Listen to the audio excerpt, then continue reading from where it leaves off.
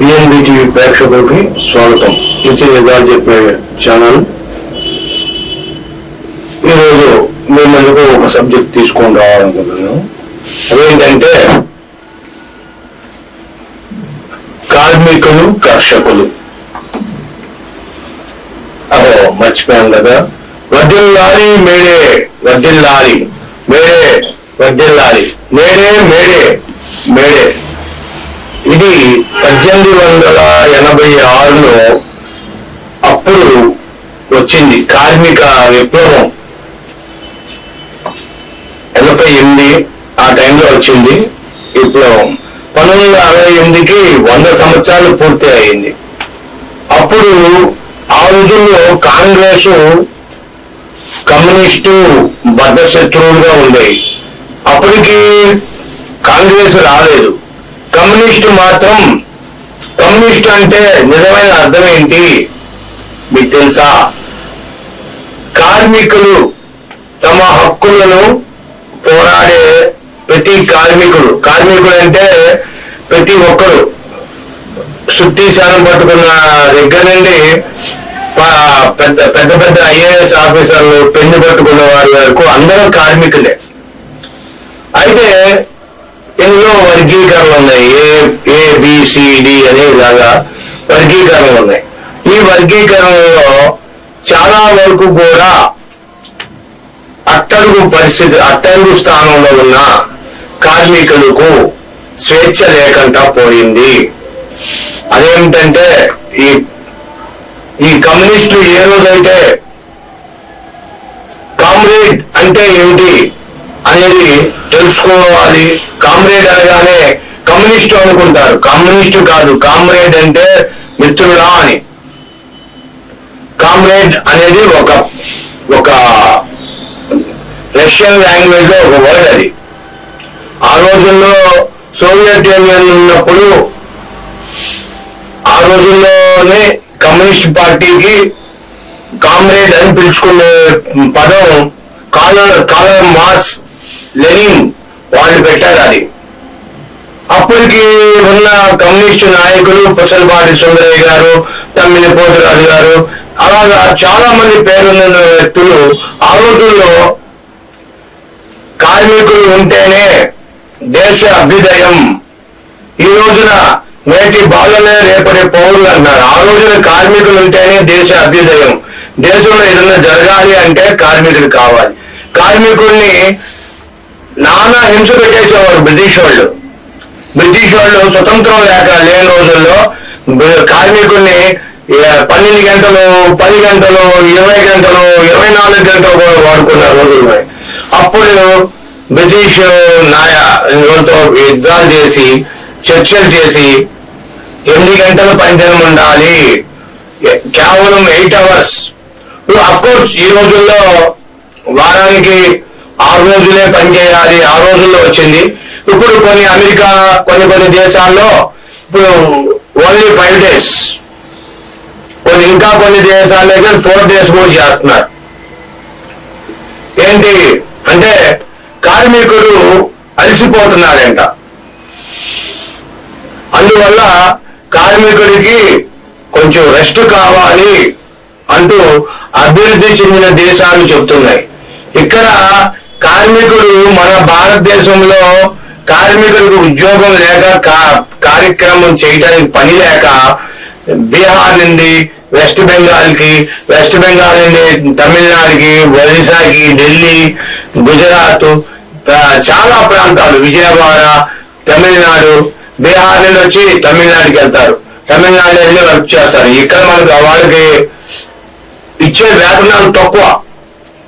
అందుకోసం బీహార్ వాళ్ళు ఎక్కువగా, మీరు ఏ ట్రైన్ చూసినా సరే అసలు కిక్కిసిపోయి ఉంటాయి. బీహార్ వాళ్ళు మూటలు సర్దుకొని ఎప్పటికప్పుడు వస్తూనే ఉంటారు.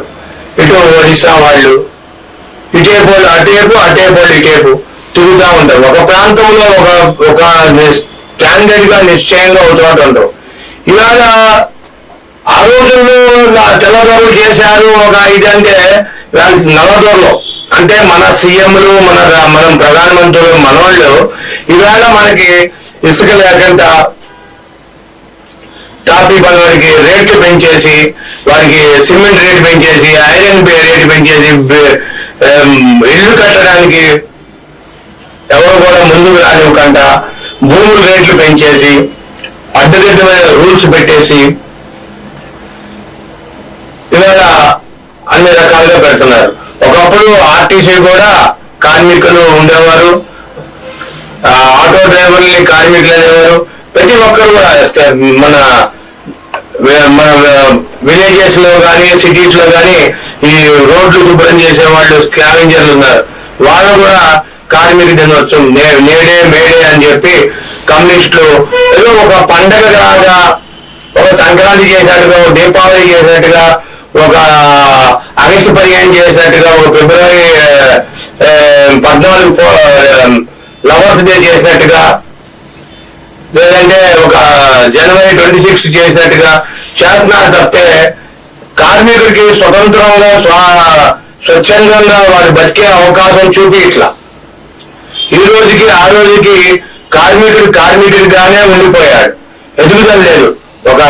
ఒక ఆఫీస్ లో ఒక ఎంప్లాయీగా చేరితే, ఒక 10th క్లాస్ చదువుకున్న, డిగ్రీ చదువుకున్న ఒక ఎంప్లాయీ అయితే వాడు, లేదంటే ఒక కానిస్టేబుల్ గా చేరితే వాడు కమిషనర్ లెవెల్కి వెళ్ళిపోతున్నాడు. Constable, SI, ASI, CI, commissioner లెవెల్లోకి వెళ్తున్నారు. అంతేగాని ఇక్కడ అట్టడుగులో ఉన్న తాపీ మేస్త్రిగానే ఉన్నాడు. కూలోడు తాపీ మేస్త్రి అవుతున్నాడు. మహా అయితే తాపీ మేస్త్రిగానే ఉంటున్నాడు. ఈ ఇసుకతో సంబంధించి దరిదాపు 31 శాఖలు ఉన్నాయి. ఐరన్ పనిచేసేవాళ్ళు, కరెంట్ పనిచేసేవాళ్ళు, ప్లంబర్లు, ఇలాగ ఎలక్ట్రీషియన్లు ఇలా చెప్పుకుంటే చాలా ఉన్నారు. శానిటరీ పనులు చేసేవాళ్ళు, ఇట్లా చెప్పుకుంటే చాలా శాఖలు ఉన్నాయి. దాంట్లో అవి అమ్మే సెల్ఫ్ ఎంప్లాయీస్, అవి అమ్ముకొని వాటి మీద ఆధారపడే ఐరన్ షాపులు, ఐరన్ ఇండస్ట్రీ, మన విశాఖ స్టీల్ ప్లాంట్ మరి ఎంత ఐరన్ తయారవుతుంది. ఐరన్ మొత్తం మరి ఇదే తేయాలి. కార్మికుడే వాడాలి ఐరన్ ని. వేరే వాళ్ళు ఎవరు వాడతారు? ఒక కార్ తయారు చేయాలంటే ఐరన్ షీట్ కావాలి. ఒక బిల్డింగ్ కట్టాలంటే ఐరన్ కావాలి. ఇవన్నీ కూడా సిమెంట్ కంపెనీ ఉంది. సిమెంట్ తయారు చేయాలంటే సిమెంట్ రాయి మోసిన దగ్గర సిమెంట్ కంది చేసింది. ఇవన్నిటికీ కూడా కార్మికుడు కావాలి. ఇప్పుడు పాశ్చాత్య దేశాల్లో కార్మికులు లేకుండా రోబోలతో అక్కడ కూడా కార్మికులు ఉంటున్నారు. ఒకరో, ఇద్దరు, ముగ్గురు, నలుగురు పెట్టేసి కార్మికులను తగ్గించేసేసి చేస్తున్నారు. అయితే ఈ రోజున ఆంధ్రదేశంలో ప్రముఖమైన పని ఏంటంటే వ్యవసాయంలో వాళ్ళకి ఇప్పుడు వాళ్ళ పనులు లేక వాళ్ళు వ్యవసాయాన్ని వదిలేసి నీరు సరఫరా చేయకుండా ఉండడం వల్ల వాళ్ళు వచ్చేసి పట్టణాలకు వచ్చి పట్టణాల్లో కార్మికులుగా, తాపీ కూలీలుగా, లేకపోతే రాళ్లు మోసేవాళ్ళుగా రకరకాల పనులు చేసుకుంటూ జీవనాధారం చేస్తున్నారు. ఈ రోజున ఆ రోజుకి ఈ రోజుకి 2047 వస్తుంది. 1947లో స్వతంత్రం వచ్చింది. 2047కి సిద్ధం అవుతున్నారు ఈ రాజకీయ నాయకులు. కానీ ఈ రోజుకి వచ్చి దేశంలో భద్రత లేదు. కార్మికుడి గురించి అడిగేవాడు లేడు. కాబట్టి కార్మికుల ఐక్యత వర్ధిల్లాలి, కార్మికుల ఐక్యత వర్ధిల్లాలి అని నేటికి కూడా కార్మికులకి స్వతంత్రం రాకపోవడం చెప్పుకోవాల్సిన విషయం. దయచేసి మీ విలువైన అభిప్రాయాలు కామెంట్ రూపంలో తెలియజేయండి, షేర్ చేయండి, లైక్ చేయండి. Thank you for watching our channel.